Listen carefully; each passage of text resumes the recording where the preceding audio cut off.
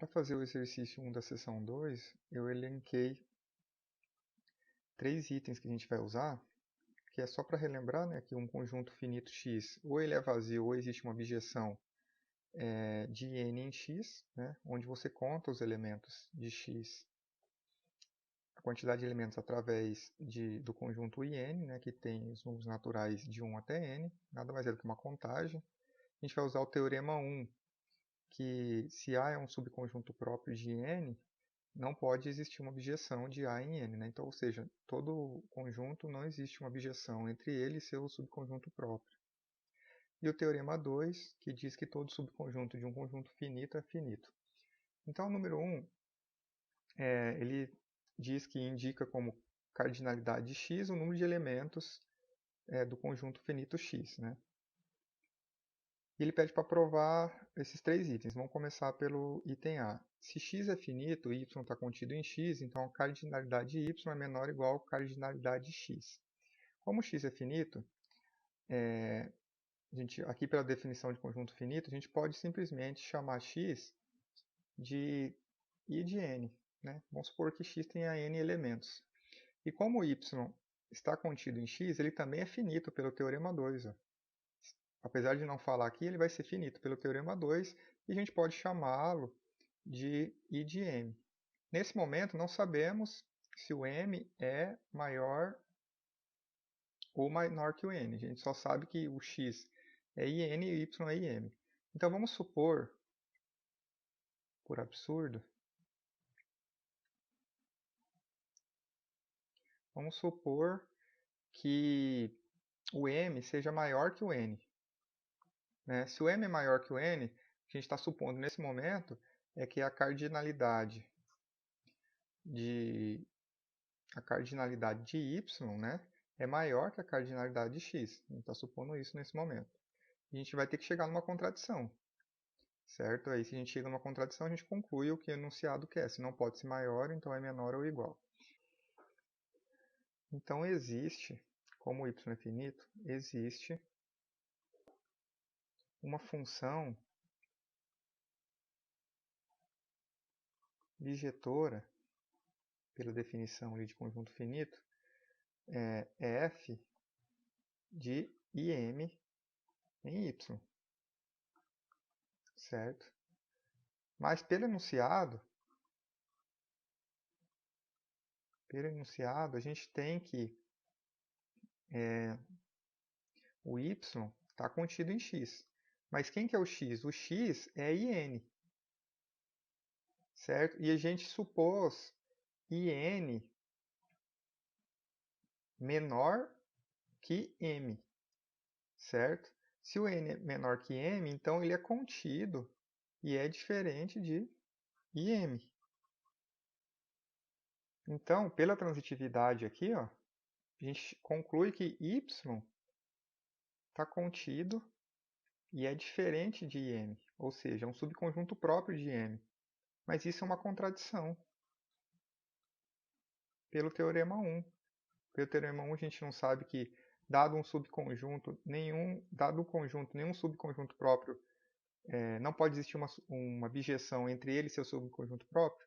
Como a gente chegou nessa contradição, então a cardinalidade de y não pode ser maior que a cardinalidade de x. Então, só uma coisa, só uma conclusão pode acontecer, que a cardinalidade de y tem que ser menor ou igual à cardinalidade de x.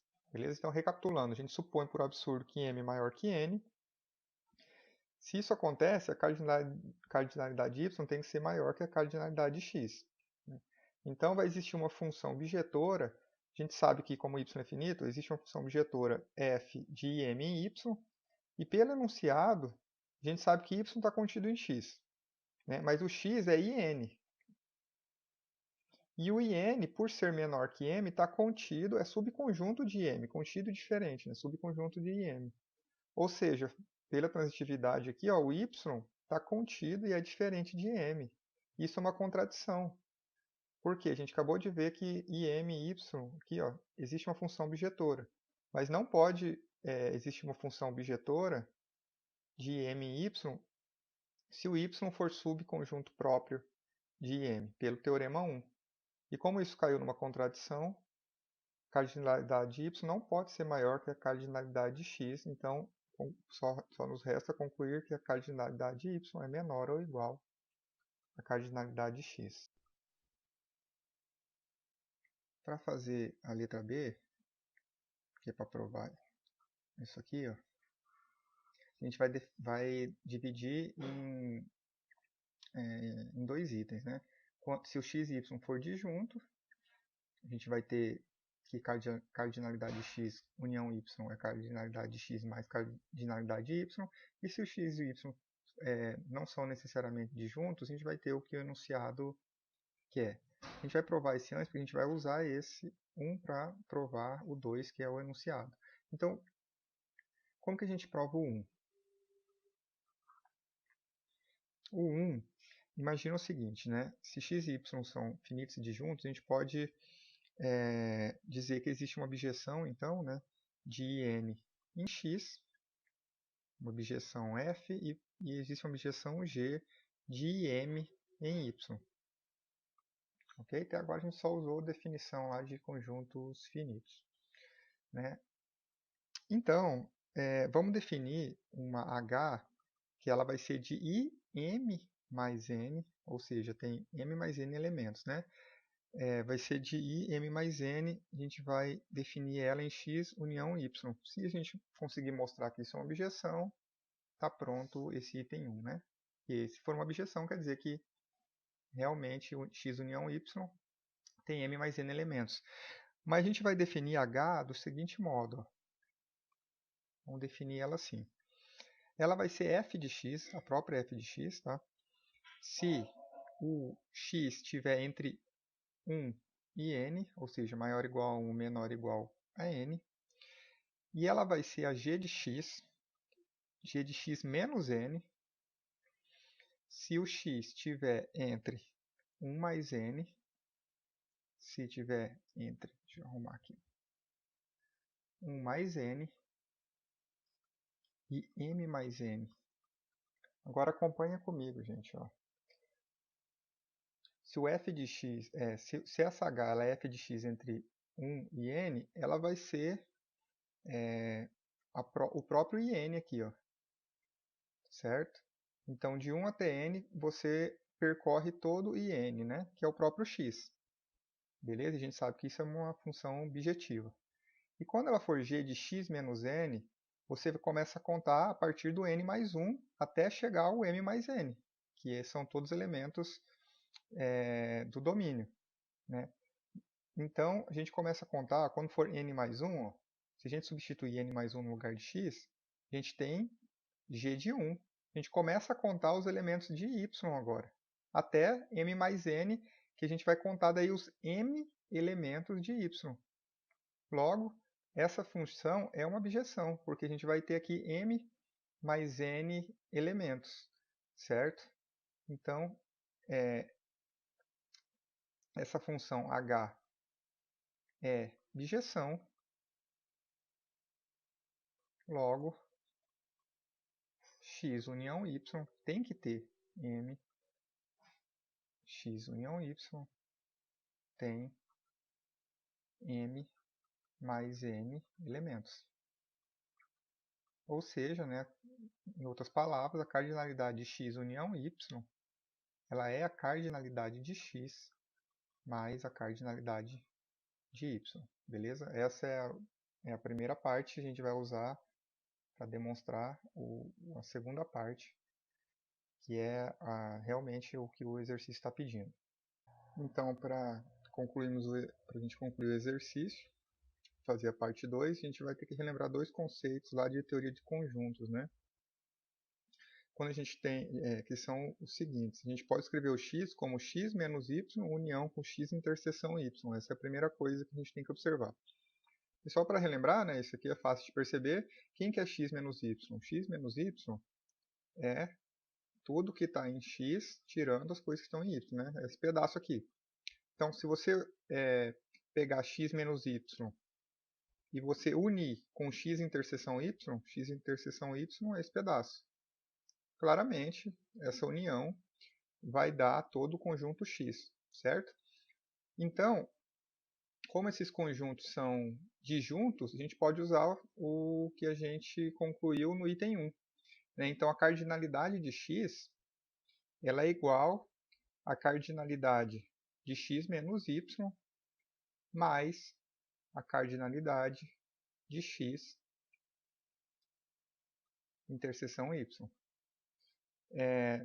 Vamos só isolar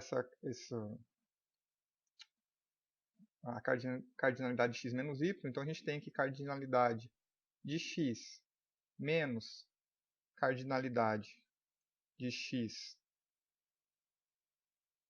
interseção y é igual à cardinalidade de x menos y. Beleza? Só isolamos, usamos a lei de corte e isolamos essa cardinalidade aqui.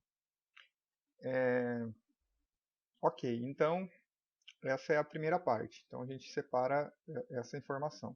A segunda parte, a gente vai usar também da teoria de conjuntos que x união y é x menos y união com y. E isso é verdade? Então vamos observar. Quem que é x menos y? X menos y, novamente, são os elementos que estão em x, mas não estão em y. Esse pedaço aqui. União com y. Você vai unir com todo y. Então você vai unir com essa parte aqui. Claramente, esse conjunto, de fato, é x união y. Beleza? São a mesma coisa escrito de maneira diferente. Mas x menos y, o vermelho com o azul, eles são conjuntos disjuntos. Então, novamente, podemos aplicar o que a gente concluiu no item 1. Então, cardinalidade de x união y é igual a cardinalidade de x menos y união, cardinalidade de x menos y mais cardinalidade de y. Só que quem que é cardinalidade de x menos y? A gente concluiu aqui anteriormente. Ó. Vamos substituir por essa informação aqui. Ó. Então, a gente vai ter que a cardinalidade de x união y é cardinalidade de x menos cardinalidade de x interseção y mais cardinalidade de y. E como essas operações são associativas e comutativas, a gente pode reescrever isso. Aqui cardinalidade de x. Esqueci de pôr o x aqui, né? A gente substituiu por isso. Então, reescrevendo, a gente vai ter que isso é igual a cardinalidade de x mais a cardinalidade de y menos a cardinalidade da interseção x com y. De x interseção y, que é o que a gente queria mostrar. Então, para fazer a letra C, vamos supor x então igual IM e y igual IN. Logo, a gente sabe então que x tem m elementos, ou seja, a cardinalidade de x é m e a cardinalidade de y é n. Beleza? Então, vamos também, já que a cardinalidade de y é n e o y tem n elementos, só para ficar claro na demonstração, vamos colocar o y, então, tem os elementos y1, y2, assim por diante, até yn. Então, vamos criar o conjunto que a gente vai chamar dos pares ordenados x e y. Lembrando que esse conjunto de pares ordenados, gente, se a gente tem o A pertencente a x e B pertencente a y, um par ordenado que a gente pode formar